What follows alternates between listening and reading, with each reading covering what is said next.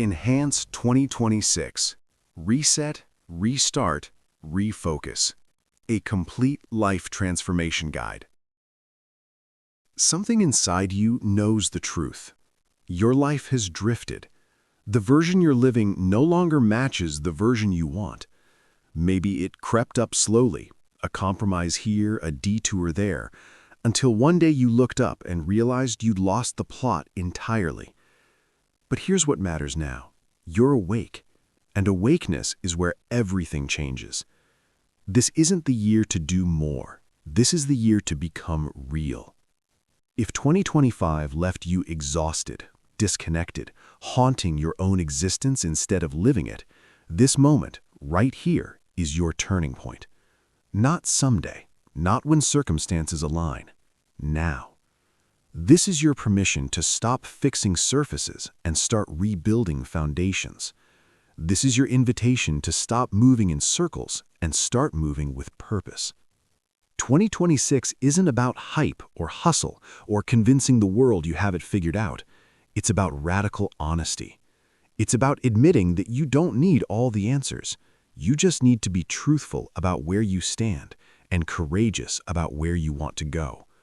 You're allowed to pause. You're allowed to release what's poisoning your peace. You're allowed to show up differently. This audiobook is your guide through the noise in your head. It will help you break the patterns that keep you small, identify what truly matters, and rebuild a life that feels meaningful, not just busy. This is your fresh start. No performance required. Just clarity, just purpose. Let's begin. Chapter 1. Reset your life by clearing mental clutter. In 2026, something primal is awakening in people everywhere. A whisper that becomes a roar. Something must change. Not another goal, not another project. Something deeper. The most transformative changes often don't start with ambition. They start with a reckoning, a personal excavation, a clearing of the mind that brings you back to solid ground, where thinking is possible, where lightness returns, where living with intention becomes real again. Here's the hard truth. Your external reality cannot shift until your internal landscape is ready to receive that shift. You cannot construct peace on quicksand. You cannot reach forward when your mind is imprisoned in reverse. That's why this reset begins with something so essential most people overlook it: clearing the mental debris that's been accumulating silently, without permission, day after relentless day. What is this mental clutter? It's the soundtrack that never stops playing. It's the 3 a.m. spiral of regret. It's conversations you've replayed 1,000 times, always finding different words you should have said. It's the tower of undone tasks that exists only in your mind, growing heavier each day. It's the unconscious comparison with people who don't even know you exist. It's the anxiety about things completely beyond your control. This invisible weight drains your focus, depletes your energy, and suffocates your joy. Clearing it isn't about achieving perfect positivity or spiritual enlightenment. It's about creating space. Space to think without interference. Space to feel without drowning. Space to finally hear your own voice beneath everyone else's noise. The moment you make room, you begin transforming your life from the inside out. Step 1.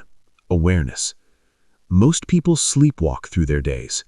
Wake, check phone, rush forward, never pause to ask what's really weighing them down. You cannot release what you refuse to see. Sit down, breathe, notice what keeps showing up uninvited in your thoughts. Is it fear, pressure, regret? Write it out. This isn't weakness. It's the first act of reclaiming your power. Step 2. Challenge your thoughts. Just because a thought arrives doesn't mean it owns you. People live buried under narratives they never consciously chose. I'm not enough. I'm falling behind. I'm not capable. These thoughts repeat so often they masquerade as truth. but they're not. They're beliefs that require interrogation. Where did that thought originate? Who planted it? Is it serving you or sabotaging you? Here's your liberation. You get to choose which thoughts you believe. Then there's emotional debris, the emotions you've exiled instead of facing. Years of sadness you never grieved, anger you never expressed, shame you never spoke aloud. These emotions don't vanish, they fester in your system, clouding clarity and emerging as anxiety, numbness, or relentless fatigue. Clearing emotional weight means learning to feel without judgment. Feeling is not failure. Feeling is healing. Allow yourself to sit with these emotions, and you'll discover they gradually lose their stranglehold. Simplification is revolutionary.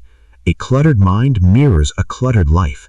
Too many obligations, too many browser tabs open simultaneously, too much information bombardment.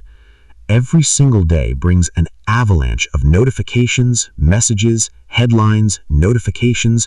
Your brain never gets to rest. No wonder you feel shattered. You need to be intentional about what you consume and what you commit to. Ask yourself, what actually deserves my energy right now? What am I giving power to that could simply be released? Every yes to something meaningless is a no to something that could transform your trajectory. Protect your mental real estate like your survival depends on it, because it does. Unfinished business is heavy. We all have pending conversations, postponed decisions, abandoned tasks. These are open loops that drain far more energy than you realize. Your brain loops them constantly. Don't forget, don't forget, don't forget. You're never truly free. You don't need to complete everything today, but choose one thing and close that loop. Action creates clarity. Thinking alone never will. Boundaries are non-negotiable. Mental clutter often comes from carrying what isn't yours, other people's crises, expectations that belong to them, not you, social pressure masquerading as responsibility. You need fierce boundaries to protect your peace. Saying no isn't rudeness, it's clarity. You're not responsible for fixing everyone or meeting impossible standards. You're here to build a life that feels right to you. That requires the courage to choose what you allow into your space. Create new rhythms. How your day begins matters. How it ends matters deeply. If you start buried in stress before your feet hit the ground, anxiety calcifies. If you begin with intention and grounding, clarity becomes possible. A reset means building small daily anchors, journaling, walking, stretching, breathing, sitting in silence. Nothing fancy, just real. Consistency is what creates transformation. Recognize that resetting isn't about perfection. You'll struggle again, but you'll notice when things derail, and you'll know how to recalibrate. You'll stop ignoring your own inner voice. You'll pause, reflect, and adjust. That's not perfection, that's awareness, and awareness is everything. Embrace honesty. Be ruthlessly real with yourself. Don't perform wellness when you're internally breaking. Don't smile while screaming internally. Speak your truth. I'm overwhelmed. I feel lost. I'm exhausted.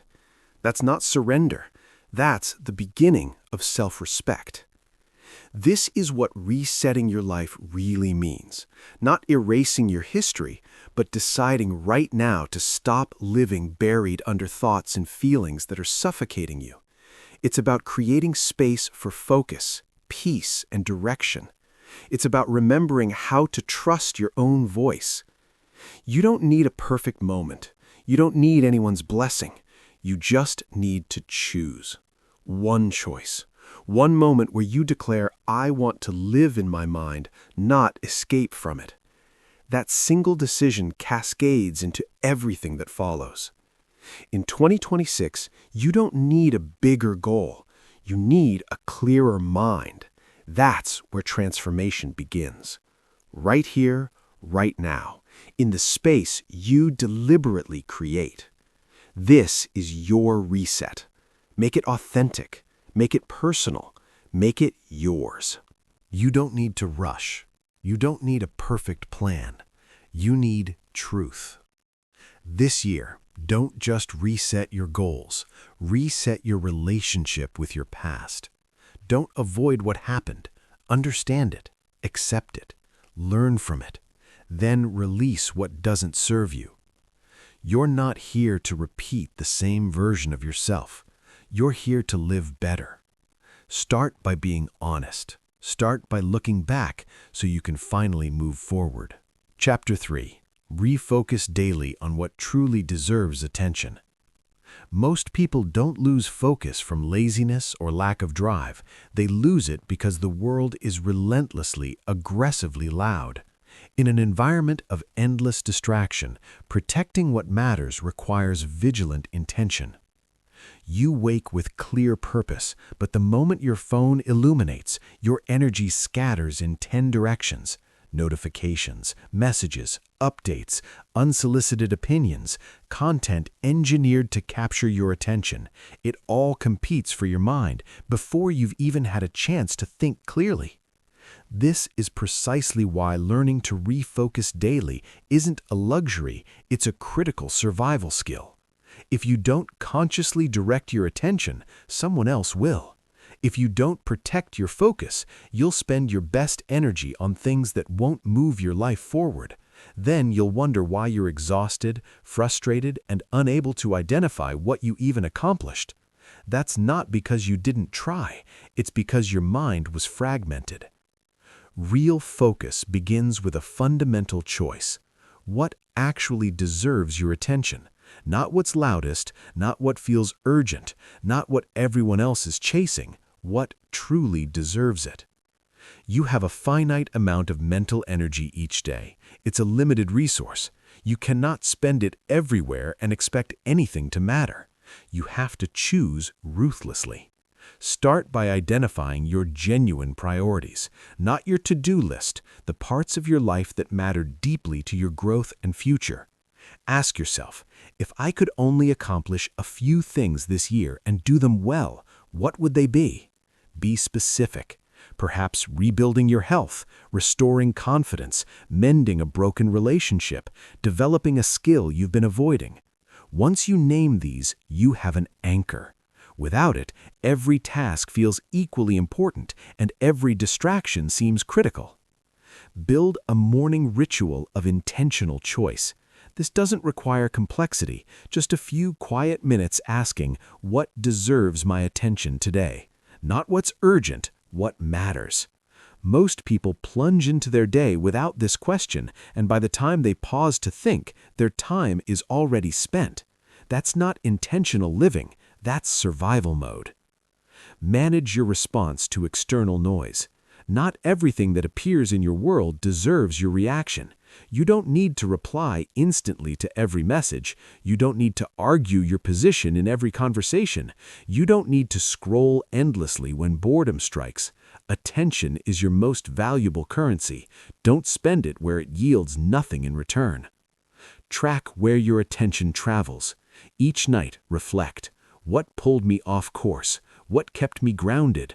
Which conversations drained me? Which tasks energized me? You'll start seeing patterns, certain apps, certain people, certain thought spirals. They consistently pull you away from the life you claim to want. Awareness is the first step towards change. Understand the cost of multitasking. Mental task switching feels productive, but actually erodes your focus.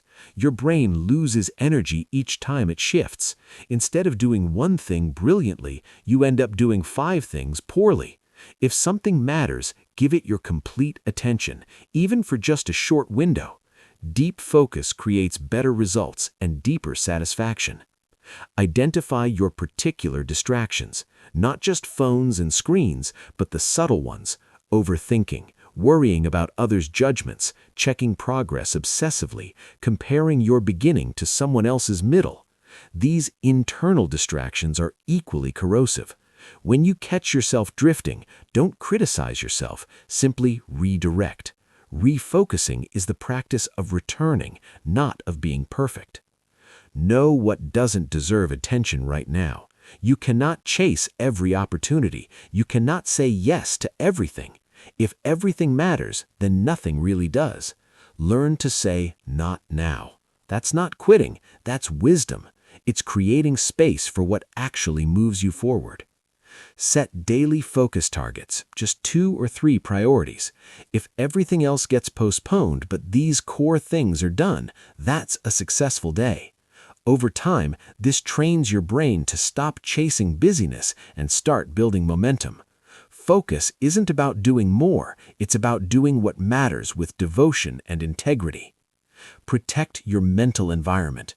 If your space is always loud, your schedule always packed, your emotions always tense, focus becomes nearly impossible. You need silence. You need breathing room. You're not a machine built for constant output. That's where true focus lives, in the quiet spaces. Be intentional about what you consume first and last. Morning and evening are your most sensitive windows. Start your day with purpose, not noise. End it with reflection, not distraction. How you begin and end each day shapes the direction of everything in between. Understand that some days will feel scattered. Some days focus will feel impossible. That's normal. The goal isn't perfection, it's practice. Every time you refocus after drifting, you're building mental strength. You're reclaiming your attention as your own. When you learn to protect your focus, your entire life shifts. You stop feeling perpetually behind. You stop wasting energy on irrelevance. You start seeing actual progress. You start feeling proud of how you show up, not just at work, but in life. This is how you reclaim your direction. This is how you make 2026 fundamentally different. Not by trying harder, but by choosing better. Better focus, better priorities, better boundaries. You don't need more hours, you need more intention. With the hours you already have, what you focus on grows, what you ignore fades, what you choose daily becomes your life. Choose with intention, choose with courage, choose what deserves your attention, and let everything else disappear. That's where your real power lives. Chapter 4. Accept past choices without self-punishment. You made choices last year. Some helped you evolve. Some slowed your progress. Some you're proud of. Some you wish you could erase. That's the reality of being human. You will not get every decision right. You will not avoid every mistake. This isn't a problem. The real problem begins when you drag those choices into your future while carrying shame, guilt, and relentless self-blame. That's what keeps people caged, not the past, but how they hold it. Accepting your past doesn't mean endorsing everything that happened. It means releasing your grip on what you cannot change. It means stopping the war with who you were. It means ceasing to replay moments as if they owe you something. The past is finished. What matters is what you do next, and you cannot build something strong while your energy is chained to regret. Self-punishment is quiet. It doesn't announce itself as breakdowns. It whispers as self-doubt every time you attempt again. It feels like holding back from new opportunities because you failed before. It's that inner voice hissing, "You're too late. You're too broken. You're too far behind." That voice grows when old choices become your identity. You must separate your actions from your essence. Making a bad choice doesn't make you bad. Waiting too long to act doesn't make you hopeless. Your past decisions came from what you knew then, what you felt then, where you were then. Some came from fear, some from confusion, some because you couldn't see other options. That's not weakness, that's being human. Reflection is valuable. Obsession is poison. Ask yourself, what was this experience meant to teach me? Then carry the lesson, not the punishment. If a relationship ended, maybe it taught you about setting boundaries. If you failed at something, maybe it revealed where you needed structure. If you stayed stuck too long, maybe it showed you what settling costs. The wisdom is priceless. The guilt serves no one. Understand that self-punishment never creates growth.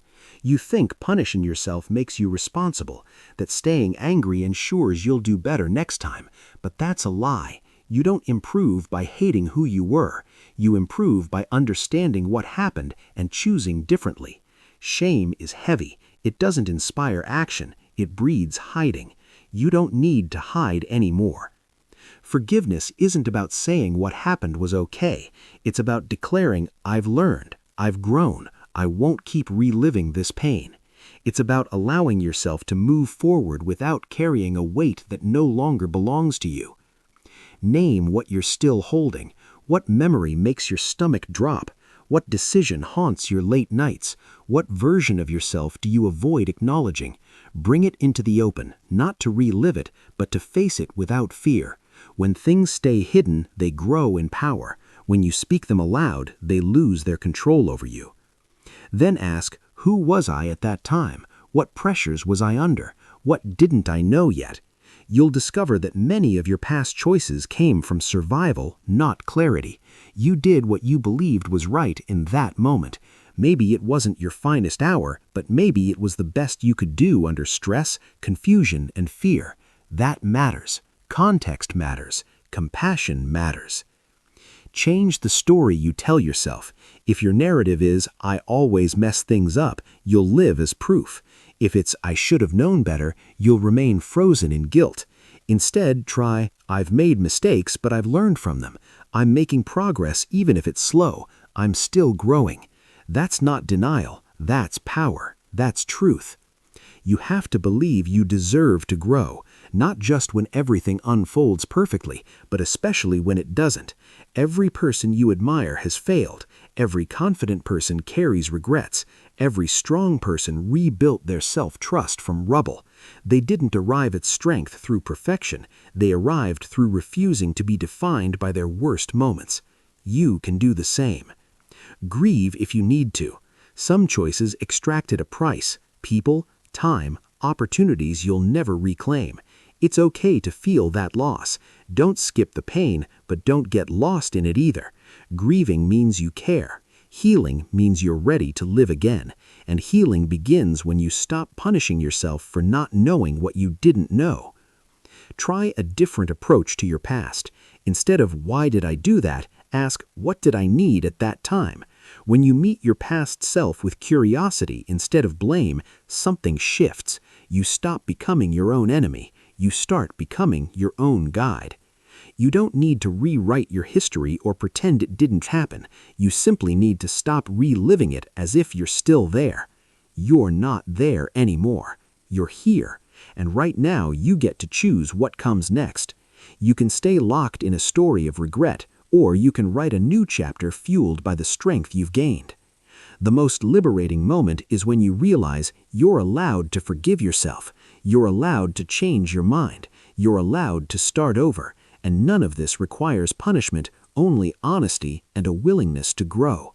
You've carried that weight long enough. You've replayed those moments too many times. You've criticized yourself more harshly than anyone ever has. Stop. Not because what happened doesn't matter, but because you do. 2026 isn't asking for perfection. It's asking you to be present, to show up for yourself without dragging old shame into every decision, to move forward with clarity, not fear, to learn from the past instead of living in it. Accepting past choices isn't weakness, it's maturity. It's saying, I'm not that version anymore, and I don't need to keep proving it through self-punishment. I prove it by how I live today. Start today, not with guilt, not with pressure, but with self-respect. You've come further than you realize, and you're only just beginning. Chapter 5. Rebuild trust in yourself through action. People rarely recognize the damage inflicted when they break promises to themselves. It's subtle at first. You say you'll wake early, but hit snooze. You say you'll eat better, but procrastinate again. You plan to finish that project, but avoid it one more week. These moments seem small, insignificant, but they accumulate.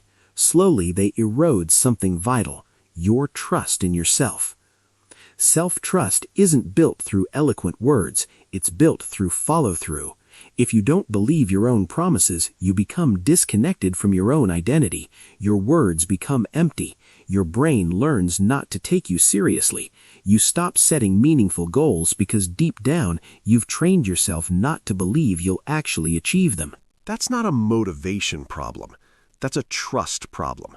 But trust can be rebuilt, not through grand declarations or dramatic intentions, but through small, consistent actions every single day. That's where self-trust begins again, in the quiet, in the simple, in follow-through. Every time you do what you said you would, even when no one's watching, you send yourself a message. You're dependable. Start with unflinching honesty. Not the kind you share publicly, but the kind you sit with privately. Where have you made promises you haven't kept? Where have you said one thing and done another? Not for shame, for clarity. Trust isn't built on perfection, it's built on alignment. When your words match your actions, even in small ways, you begin repairing your relationship with yourself. Resist the urge to overcorrect. When rebuilding trust, it's tempting to overcommit, thinking you need to make up for lost time. You imagine that tomorrow everything transforms. But big promises with no plan always break, and every broken promise weakens trust further. Instead, focus on what's genuinely doable. Choose one small thing you can do today, just one. Make it real, make it achievable, then follow through. The magnitude of the action matters far less than the consistency. Drinking one extra glass of water, writing for 5 minutes, taking a 10-minute walk, turning off your phone at a specific time. These aren't grand gestures, but they create evidence. Your brain needs evidence that when you say something, you actually do it. Stop talking about what you're going to do and start actually doing it. Talking feels productive, but it's often just sophisticated procrastination. Don't announce your transformation, live it. You don't need validation, you need consistency. The people around you will notice when your energy shifts, but more importantly, you'll notice. Get crystal clear about what actually matters to you. Many people break self-trust by chasing goals they don't authentically care about. They follow trends. They pursue targets that impress others. But when a goal doesn't align with your genuine values, you won't stay consistent. And every time you abandon it, you blame yourself, when the real problem was the goal itself. To rebuild trust, choose goals that mean something to you. Not to your family, not to social media, to you. Self-trust grows when you stop judging yourself for starting small. People wait for the perfect plan, the perfect conditions, the perfect mindset. But waiting kills momentum. Start with what you have. Start where you are. Start as you are. You don't need to be ready, you just need to be willing. Willing to take action despite uncertainty. Willing to show up even when exhausted. Willing to keep moving even when progress feels microscopic. Progress isn't always exciting. Some days will feel tedious. Some days you won't want to participate. That's normal. But discipline means doing what's necessary, not just what's fun. And every time you push through one of those moments, your trust grows stronger. You're proving that you can count on yourself, especially when it's hard. Celebrate follow-through more than outcomes. The result will arrive eventually, but what really matters is the process. Did you do what you promised? Did you stay honest with your effort? Did you show up even when no one was watching? That's what builds character. That's what builds belief. The outcome is just the bonus. The real reward is becoming someone you can trust. Be compassionate when you don't show up. You can't rebuild trust while holding on to old shame. What's done is done. Guilt won't help you grow. Take responsibility, learn, then release it. You're not meant to be perfect. You're meant to learn. Every setback can become part of your comeback if you're willing to keep moving. Remember that rebuilding trust requires time. You didn't lose it overnight, and you won't rebuild it overnight. But every action you take, Every commitment you honor, every moment you stay devoted, it compounds. It becomes your new pattern, your new standard. Over time, it becomes your new identity. Understand the power of restored trust. It means you no longer need to be rescued. You're not waiting for the perfect moment or the right feeling or someone else's belief in you. You've taken your life into your own hands. That's what rebuilt trust offers you, the knowledge that you are capable, dependable, and in control of what you become next. So start now. Choose one action. Keep it simple. Make it count. Show yourself that this time it's different.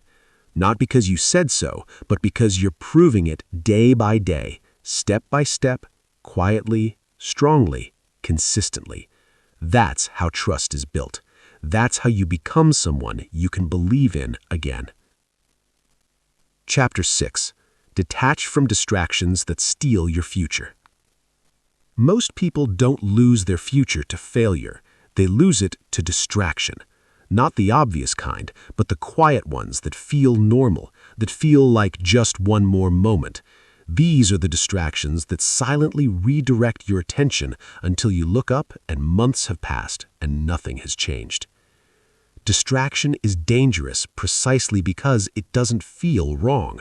It feels normal. It feels restful. It feels harmless. But it becomes a slow leak that gradually empties your energy, fragments your focus, scatters your presence. Your time gets spent but never truly invested. And this is how your direction, your potential, and your peace get stolen. Detaching from distraction isn't about becoming a monk. It's about noticing what costs more than it gives back. Every time you say yes to something that pulls you from your purpose, you're saying no to something that could have moved your life forward. Most people never realize they're making this trade because distractions are everywhere, in devices, in habits, in conversations, even in your thoughts. Start with brutal honesty about where your time actually goes. Not where you think it goes, where it really goes. Watch yourself for a few days. Notice when you reach for your phone without intention. Observe when you sit down to work and suddenly find yourself scrolling, clicking, context switching, losing yourself. Sometimes distraction masquerades as overthinking, worrying about things outside your control, or replaying past arguments. That's distraction too, because while your mind is consumed with irrelevance, your actual future sits untouched. Once you've seen the patterns clearly, the next step is choosing differently. But here's what most people skip. Detachment isn't just about removing distractions, it's about replacing them with what matters. You can't just subtract, you must redirect. If you don't fill the space with something meaningful, the distraction will return. Not because you're weak, but because your brain is wired for stimulation. So give yourself better input. Decide what demands your attention right now. Not in 5 years, not someday, right now. What part of your life needs the most care? Maybe your health, maybe your focus, maybe your peace. Name it, write it down, then examine your daily habits. Are these moving me closer or pulling me away? Clarity doesn't come from more thinking. It comes from honest observation and new choices. Create space for your mind to reset. If your mornings are consumed with noise, you're starting fragmented. If your evenings disappear into screens, you're ending numb. You need silence to build focus. You need quiet to rebuild your future. Address the distraction of comparison. Watching other people's carefully curated lives and measuring your worth against their highlights is emotional self-sabotage. It demolishes confidence. It makes you question your pace. It makes you forget your own direction. If you want to stay focused, you must stop watching and start building. Turn down the noise. Amplify your commitment to your own path. Stop chasing multiple things simultaneously. Every opportunity feels like something you can't afford to miss. But the truth is, the more you say yes to, the more you divide your attention. And divided attention creates diluted results. You don't need more. You need focused presence on what actually matters. Choose your direction, defend it fiercely. Address the distraction that comes from within. Often it's the fear of discomfort. The moment you sit down to do meaningful work, your mind searches for escape. Because focus demands effort. It reveals your gaps. It makes you vulnerable. But that's exactly why it's precious. If you can sit through the discomfort without running from it, you'll build a kind of strength that distraction cannot touch. Create structure. Don't rely on willpower alone. You need systems, clear time blocks, technology boundaries, spaces for silence, breaks for recovery.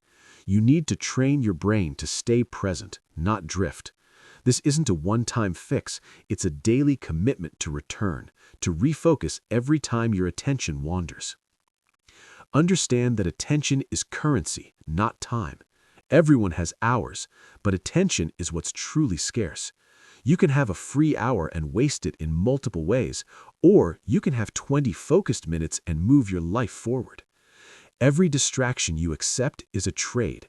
You're exchanging a piece of your future for momentary relief. You have to ask, is this trade worth what it costs? When you start protecting your attention, everything shifts. You think more clearly. You feel calmer. You work smarter. You rest deeper because your mind is no longer scattered across everything. It's rooted. And from that root, everything grows. Your goals, your peace, your creativity. You don't need to delete everything or live a restricted life. You just need to get honest about what's draining your focus and set limits. Not from punishment, but from respect. Respect for your future, respect for your energy, respect for your time. You deserve to experience what it feels like to be fully engaged with your own life. There is freedom in discipline, not restriction, but liberation. When you take control of your attention, you take control of your direction. You stop reacting to the world and start creating your reality. You stop drifting and start building. That's where your real power lives, not in doing everything, but in doing what matters completely.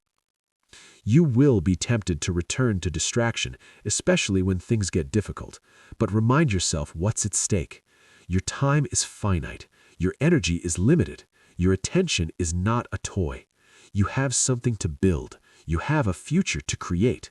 No amount of noise is worth losing that. Every day you wake up, you're making choices about where your attention goes, what you feed your mind, who you listen to, what you focus on. These choices shape your habits. Your habits shape your life. Your life becomes the result of what you consistently give attention to. Choose wisely. Turn off what steals from you. Turn toward what builds you. That's how you protect your future. That's how you reclaim it. Chapter 7. Simplify goals to reduce mental pressure. Most people aren't overwhelmed because their goals are too ambitious. They're overwhelmed because they're chasing too many things at once. They set 10 intentions, write down a long list of resolutions, convince themselves that doing more equals achieving more. But the opposite happens. The brain becomes overloaded. Energy gets divided. Nothing gets completed well. Instead of feeling motivated, you feel crushed. Instead of moving forward, you're paralyzed by overthinking. That's not a motivation problem. That's a clarity crisis. The answer isn't to push harder. It's to simplify. Not because your dreams are too big, but because your process is too crowded. Simplifying goals means stripping away the noise, the excess, the external expectations. It means getting honest about what actually matters right now. Not what sounds impressive, not what others are doing, not what you think you should do. Just what actually matters to your growth, your well-being, and your direction this year. Ask yourself, what would success actually look like in the next 30 days? Not 12 months from now, not your 5-year plan, just the immediate future. What would progress feel like? What outcome would bring a sense of movement? You don't need 20 priorities. You need 1 or 2 you can commit to completely. That kind of focus creates results. Scattered ambition doesn't. Once you know your short-term direction, cut away everything that doesn't directly support it. That means releasing the pressure to say yes to every opportunity. That means admitting that right now is not the time to fix everything at once. That means accepting that some goals can wait, but right now your mind deserves freedom from juggling it all. This isn't surrender, this is wisdom. The truth, complex goals don't make you more disciplined, they just drain your decision-making power. The more decisions you need to make daily, the more exhausted your brain becomes. That's called decision fatigue. By simplifying your goals, you reduce the number of choices you need to make. That frees energy for actual execution, and execution is what builds confidence. The truth, complex goals don't make you more disciplined, they just drain your decision-making power. The more decisions you need to make daily, the more exhausted your brain becomes. That's called decision fatigue. By simplifying your goals, you reduce the number of choices you need to make. That frees energy for actual execution, and execution is what builds confidence. A simplified goal is specific, time-bound, and connected to clear purpose. Instead of get in shape, try walk 20 minutes every morning for 3 weeks to increase my energy. That's clear, that's doable, that has meaning. When your goals are this focused, your mind stops resisting them. It knows what to do next, and that makes action easier. Another benefit? You start seeing results faster. You're no longer spreading yourself thin, waiting for something massive to click. You're stacking small wins. And small wins matter. They create momentum. They rebuild trust. They prove that progress is possible. Without that reinforcement, it's easy to quit before anything shifts. A major mistake, setting goals based on pressure instead of priorities. You feel like you need to catch up, prove something, or stay relevant, but that motivation burns out quickly. Real motivation comes from doing what feels aligned, not what feels forced. When your goals match your actual values, discipline becomes easier. You're not fighting your own instincts, you're moving with them. Take a hard look at your current goals. Which ones excite you? Which ones drain you? Which ones feel urgent but aren't actually important? Cross out anything that doesn't ignite you or serve your direction. You don't owe your energy to every idea.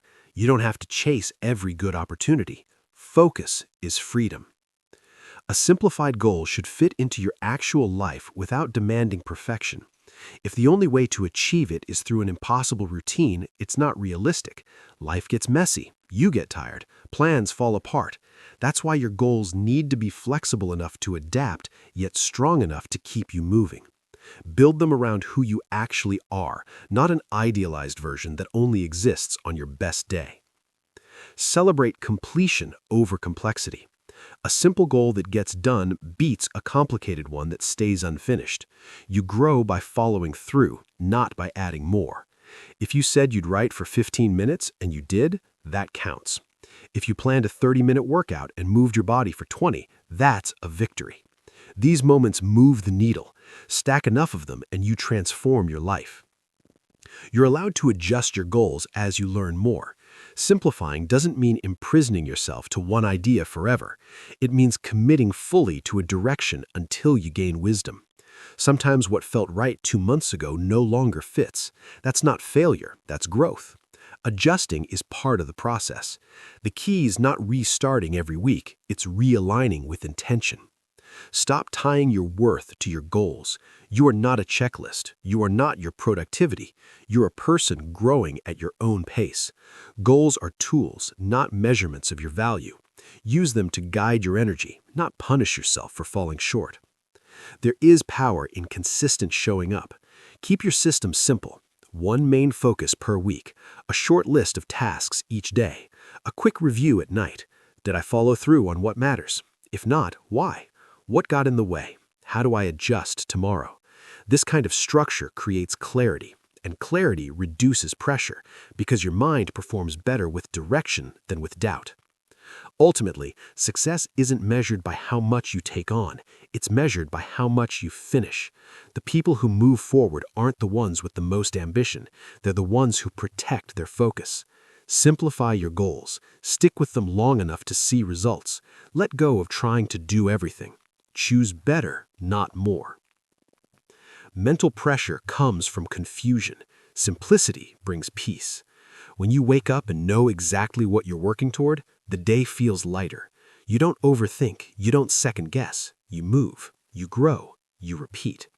That's how real transformation happens, one simple goal at a time, followed by focused effort, not flashy, not complicated, just consistent.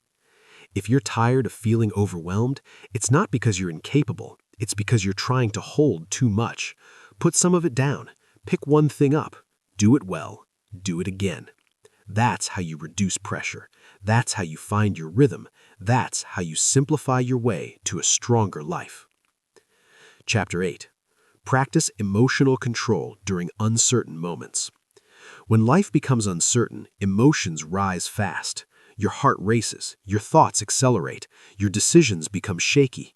Maybe it's a crisis, maybe it's a difficult conversation, maybe it's unexpected change, maybe it's simply a moment where things don't unfold as hoped. In those moments, it's not what happens that determines your future, it's how you handle yourself while it's happening. Practicing emotional control isn't about pretending you feel nothing. It's about learning to respond with intention instead of reacting on impulse. Your emotions aren't the problem. They're signals. They're telling you something feels off, unsafe, unfair, or unfamiliar. They're trying to get your attention. But emotions become destructive when they take over completely. When anger speaks for you, when fear shuts you down, when anxiety drives you to avoid what needs facing. When you let emotions run the show, they often create more damage than the situation itself. That's why emotional control matters. It's the skill that allows you to keep your power when everything around you feels unstable. This doesn't mean ignoring your feelings or stuffing them down. It means creating space to feel without letting those feelings control your actions. You can be terrified and still move forward. You can be frustrated and still stay composed. You can feel uncertain and still choose wisely. To build emotional control, you have to slow your reaction time. Most people respond automatically, without thinking. Something stressful happens and they explode, shut down, escape, or spiral. That's a habit, not a flaw. And like any habit, it can change. The key is creating space between the emotion and the response. That space is where your strength lives. When something triggers you, the first step is to pause. It sounds simple, but it's transformative. Take a deep breath. Step away if needed. Count to 5. These few seconds give your brain time to shift from survival mode to thinking mode. You don't need to fix everything in that moment. You just need to avoid making it worse by reacting too quickly. Next, name what you're feeling. Don't just say, "I'm stressed" or "I'm overwhelmed." Get specific. Are you disappointed, rejected, disrespected, nervous? Naming your emotion helps your brain process it. It also reduces its intensity. You're no longer consumed by vague discomfort. You've identified what it is. And once you know what it is, you can decide what to do with it. Emotional control requires you to stop personalizing everything. Not every bad moment is about you. Not every negative outcome reflects your worth. When things don't go your way, it's easy to turn inward. You question your abilities, your decisions, your future. But most of the time, uncertainty is just part of the process, not a sign that you're failing. Learning to separate facts from feelings gives you the clarity to keep going when confidence is shaken. Focus on what's still within your control. Uncertainty triggers fear because your brain hates the unknown. It starts inventing worst-case scenarios and spiraling in worry. To break that pattern, shift your focus. Ask yourself, what can I influence right now? Maybe you can't control the outcome, but you can control your effort. Maybe you can't predict what's next, but you can choose how you prepare. That shift brings your attention back to action, and action calms emotion. Build routines that support emotional strength before the hard moments arrive. That includes sleep, movement, connection, quiet time. When your body is rested and your mind is cared for, you're more resilient. You think more clearly. You bounce back faster. People who handle pressure well don't wait for the crisis to build strength. They train for it daily through consistent self-care and intentional habits. Use perspective as a tool. Ask yourself, will this still matter in a week, in a month, in 5 years? This question helps you zoom out when you're flooded. Everything feels urgent and massive, but most of the time it's not. Most of the time it's just a moment. And if you keep that in mind, the moment becomes easier to manage. Don't avoid your emotions. Learn to sit with them. Feelings like fear, sadness, and frustration are part of being alive. Trying to escape them only makes them louder. But when you sit with them calmly, breathe through them, and accept that they're temporary, they start to lose their grip. You realize you can feel hard things and still stay steady. Emotional control means not letting other people's energy pull you off center. If someone else is angry, you don't have to match their anger. If someone is panicking, you don't have to join the chaos. You can choose to stay grounded. You can be the calm in the storm instead of another voice making it worse. That kind of presence is powerful, not just for you, but for everyone around you. Practice responding to discomfort with curiosity instead of judgment. Instead of, why am I like this? Ask, what is this feeling trying to tell me? Instead of, I shouldn't feel this way, say, it makes sense that I feel this. It's been overwhelming lately. Curiosity opens doors to growth. Judgment shuts them. Emotional maturity is built through kindness, not criticism. Your emotional strength isn't revealed when everything is smooth. It shows up when things fall apart and you choose patience instead of panic.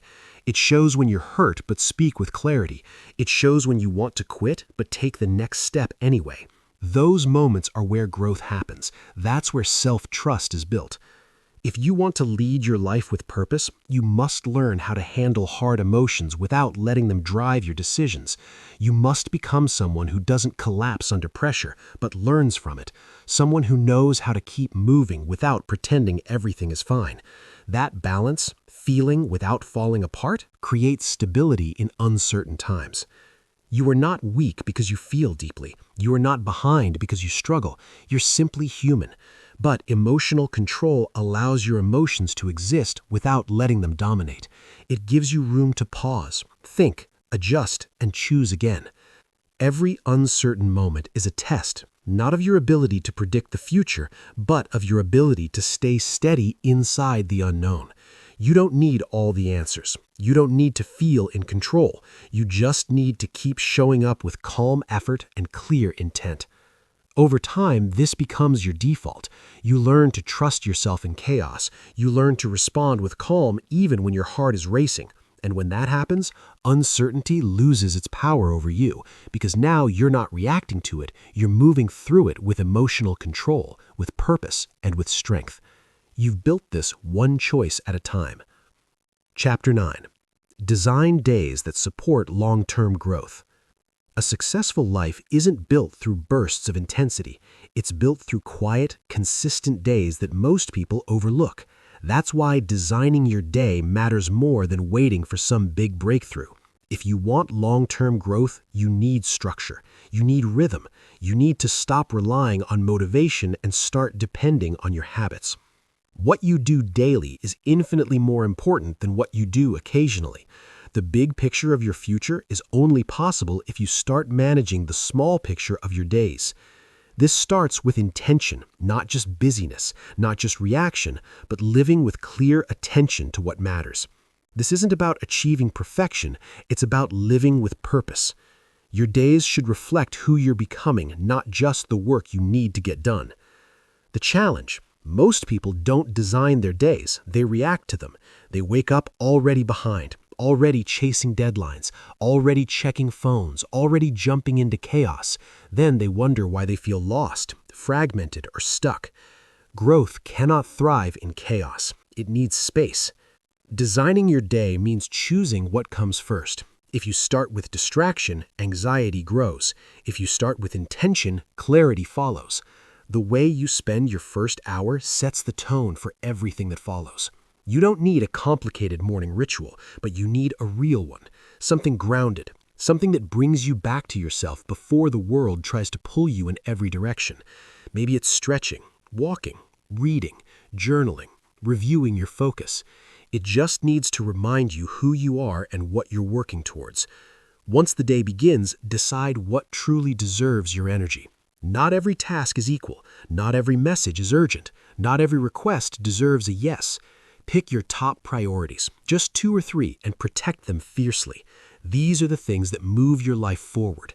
If you finish them and nothing else, the day still counts. Growth happens when you give your best time to your most important work, not when you multitask everything and complete nothing with depth. You also need to build breaks into your day. Not after burnout, before it.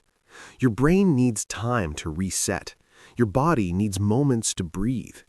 Most people try to push through until they crash, but recovery isn't optional if you want to be consistent.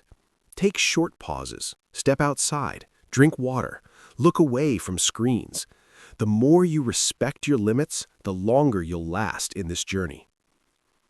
Managing your digital life is critical. Your phone is a tool, not a master. If you start and end your day buried in content, no wonder your mind feels heavy. Turn off notifications when possible. Set limits on apps that steal your attention. Choose moments of silence. Let your mind wander. That's where insight lives. That's where your next good idea comes from. You cannot think clearly in a world of endless noise. Long-term growth depends on doing uncomfortable things first. The hard conversations, the focused work, the discipline you usually delay. If you keep postponing these, they turn into mental weight. You start each day carrying pressure that only grows. Flip the pattern. Do the hardest task early. Get it done. The relief and confidence that follow will fuel your entire day. Your environment plays a role. Design your space so it supports who you're trying to become. If your room is cluttered, your mind will reflect that. If your workspace is full of distractions, your focus will suffer. You don't need a perfect setup. You need one that helps you move forward. One that reminds you this is your time and your future is being shaped in this space. Don't forget movement. Your body isn't separate from your mind. If you want mental clarity, you need physical energy. Even a short walk or few minutes of stretching can reset your mood. Regular movement increases focus, reduces stress, and boosts creativity. Growth is not just mental, it's physical. Treat your body like it matters, because it does. At day's end, reflect. Don't just move to the next thing. Ask yourself, what worked today? What felt off? Where did I drift? What helped me stay steady? These questions are simple, but they build self-awareness. That awareness becomes the foundation for better days. You learn what supports your energy and what drains it. You learn what structure works for you, not someone else, not a trend, but you. Designing your day isn't about cramming more in. It's about removing what doesn't matter. Most people are overwhelmed not because they have too much to do, but because they haven't chosen what not to do. Every yes is a no to something else. Every commitment costs energy. Be selective. Be clear. You're not here to please everyone. You're here to grow. Growth doesn't require big, dramatic effort. It requires small steps taken every day. Writing one paragraph, studying for 20 focused minutes, drinking more water, saying no when you usually say yes, waking 15 minutes earlier. These tiny choices shape your progress more than grand plans that never get executed. Consistency always beats intensity. Emotional energy is part of daily design too. You can't do deep work while emotionally drained. Pay attention to what and who affects your energy. Protect your peace. Have boundaries around conversations, commitments, and input. If something leaves you feeling heavy every time, address it. Growth requires emotional clarity. You cannot keep growing while carrying emotional weight you refuse to acknowledge. Long-term success comes from living with short-term clarity. Your life is made of days. That's all you get. So if you want to build something meaningful, start there. What does a powerful day look like for you? What does a focused afternoon feel like? What kind of evening helps you rest and recharge? Don't leave it to chance. Build it with care. Most importantly, stop waiting for motivation. Motivation comes and goes. What stays is your structure. What stays is your habit of showing up even when you don't feel like it. That's where real growth is built, not in inspiration, in discipline. If you design your days with purpose, your future will take care of itself. This isn't about being rigid, it's about being aligned. When your day matches your values, you don't need force. You move naturally. You wake with clarity. You end with peace. That's the kind of life worth building. And it starts with how you live today. Not tomorrow, not next month. Today, right now, one good day at a time. That's how you build a strong life. That's how long-term growth becomes real.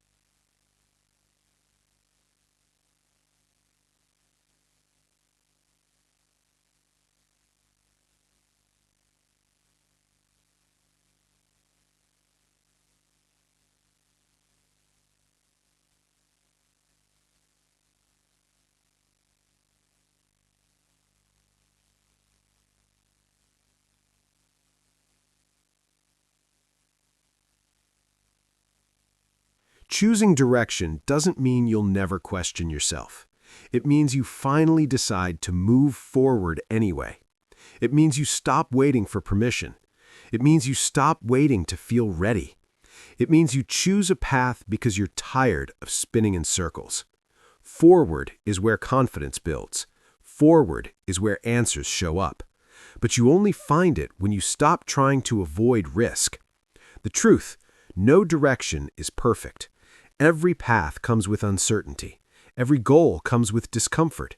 Every dream demands something from you before it rewards you. That's why so many people stay stuck, not because they can't do the work, but because they fear picking wrong. But the worst choice isn't the wrong one. It's no choice at all. Start simply. Ask yourself, what kind of life do I want to live? Not someday, this year. What energy do I want waking up with? What work do I want to be proud of? What people do I want building alongside me? What kind of strength do I want carrying through my days? Don't complicate this with strategy. Focus on feeling. Focus on alignment. When something feels like a real yes deep inside, pay attention. Then ask what direction matches that. Maybe it's a career shift. Maybe it's stepping into leadership. Maybe it's finally prioritizing your health. Maybe it's rebuilding relationships. Maybe it's learning something you've put off. You don't need 10 directions. You need one. Once you find that one, let everything else be background noise. Direction isn't about speed. It's about intention. You can move slowly and still be ahead of the person standing still, trying to think through every scenario. You don't have to rush. You just have to start. Start with what you know. Start with what you can control. Start with the habits that support your growth, the people who see your potential, the routines that keep your mind focused. In 2026, if you want clarity, stop chasing it like a finish line and start creating it like a habit. Clarity is not a thought. It's the result of action. The more you act, the more you learn, the more you move, the more the road reveals itself. But when you sit back waiting for certainty, all you get is more doubt. One powerful shift: change your language. Stop saying, "I don't know what to do." Start saying, "I'm choosing to figure it out." That one change puts you in control. Confusion is passive. Direction is active. You're not stuck. You're just delaying. And you can stop delaying by making one clear decision right now. I will stop overcomplicating my life and start showing up for it fully. Create structure that supports your direction. Don't just wish for change. Make room for it. Set clear goals. Design your week. Block your time. Protect your energy. Make decisions that match your priorities. That's how direction becomes real, not by accident, but by design. Limit the voices you let into your life. Not everyone needs to weigh in on your journey. Too many opinions create confusion, not confidence. Choose a few voices you trust, people who've done what you're trying to do, people who hold you to a higher standard, people who speak with clarity, not fear. Then listen, reflect, move. The final choice is always yours. You don't need perfect certainty. You need courage. You need to believe that you're strong enough to handle what comes next, that you'll figure things out as you go, that you won't crumble when it gets uncomfortable. Because discomfort doesn't mean wrong. It often means you're growing. Most people overestimate what they need to start and underestimate what they'll gain by simply committing. Your mind becomes clearer the moment you stop entertaining everything and start focusing on something. Confusion fades when commitment rises, and commitment begins with action, not just thinking, not just planning, but doing. Protect your direction from distraction. Distraction doesn't always look like laziness. Sometimes it looks like jumping to new ideas every week. It looks like chasing too many goals. It looks like changing your mind every time it gets difficult. That kind of behavior doesn't create progress. It keeps you in motion without moving forward. Choose one thing. See it through. Let results come from depth, not noise. In 2026, choose to simplify. Choose fewer goals with deeper focus. Choose peace over pressure. Choose habits over hype. Choose structure over chaos. Choose clarity over confusion. Choose action over hesitation. This year doesn't have to look like last year. You get to write a new story, one decision at a time. Start asking better questions. Not, what if I fail, but what if I never try? Not, what if it's hard, but what if it's worth it? Not, what if I choose wrong, but what if choosing something changes everything? These questions shift your mindset. They open doors. They invite growth. Remember, you don't need more time to decide. You need more trust in your ability to decide. You are capable of making strong choices and handling what comes next. You're not fragile. You're not lost. You've just been overthinking. Now it's time to choose your direction and move with it. This is your year to lead yourself. No one else is coming to do it for you. Choose the habits that support you. Choose the mindset that empowers you. Choose the actions that align with who you want to become. Confusion is loud, but direction is powerful. And once you choose it, you begin to feel different, clearer, stronger, focused, finally free to move forward with purpose. The beginning. You've been given the tools. You've been given the framework. Now comes the only part that truly matters: what you do next. Not next month, not when circumstances align, right now. This is your reset. This is your restart. This is your refocus. 2026 isn't waiting for you to feel ready. It's waiting for you to choose. So choose, move, build. Your future is waiting.